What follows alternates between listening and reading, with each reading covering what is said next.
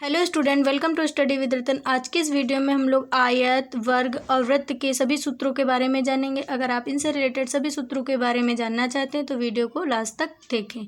तो चलिए वीडियो को स्टार्ट करते हैं। सबसे पहले हम आयत के सूत्र के बारे में जानेंगे। तो आयत को इंग्लिश में हम लोग क्या कहते हैं? रेक्टेंगल। आयत को इंग्लिश में हम लोग क्या कहते हैं? रेक्टेंगल। आयत किसे कहते हैं? चलिए ये भी जान लेते हैं।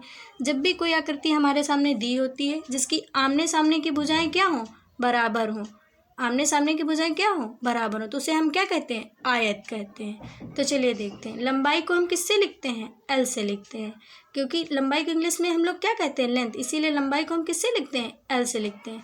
चौड़ाई को हम लोग बी से लिखते हैं, क्योंकि चौड़ाई को इंग्लिश में हम लोग क्या कहते हैं? बिर्थ कहते हैं।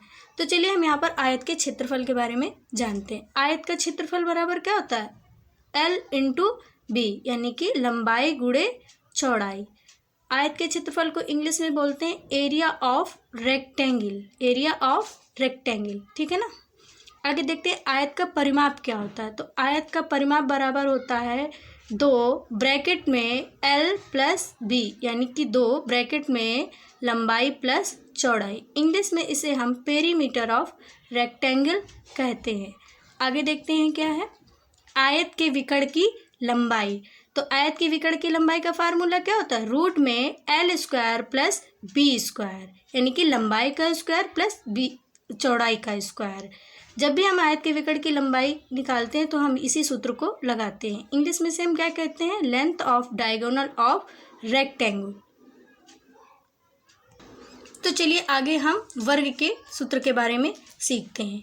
वर्ग को इंग्लिश में हम लोग क्या कहते हैं? स्क्वायर। वर्ग को इंग्लिश में क्या कहते हैं? स्क्वायर।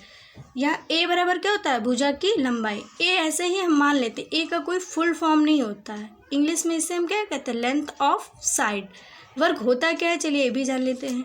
जिस भी आकृति की चारों भुजाएं क्या हो? बराबर। जैसे कि ये 1 सेंटीमीटर हो, ये भी 1 सेंटीमीटर हो, ये भी 1 सेंटीमीटर और ये भी क्या हो? 1 सेंटीमीटर। तो दी हुई आकृति हमारी क्या हो गई? वर्ग हो गई।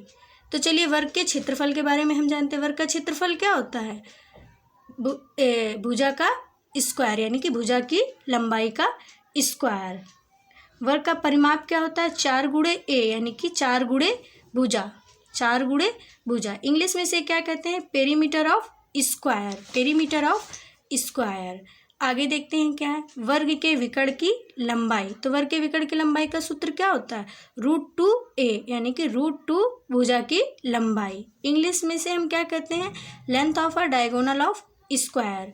आगे हम वृत्त के बारे में जानते हैं। तो वृत्त को इंग्लिश में हम लोग क्या कहते हैं? सर्किल। वृत्त को इंग्लिश में क्या कहते हैं? सर्किल। तो वृत्त का क्षेत्रफल क्या होता है? पाई आर स्क्वायर, जहाँ आर क्या होता है? त्रिज्या, यानी कि रेडियस। और पाई का मान क्या होता है? 22/7। पाई का मान क्या होता है? 22/7। जब भी हमें कहीं पाई दिखे तो आप 22/7 लिख सकते हैं। वृत्त की परिधि क्या होती है? 2πr। इंग्लिश में से क्या कहते हैं? Circumference of circle. I hope कि ये सभी फार्मूले आपको बहुत अच्छे से समझ में आए होंगे। अगर हमारा वीडियो पसंद आए तो प्लीज़ हमारे चैनल को लाइक करें, सब्सक्राइब करें। Thank you for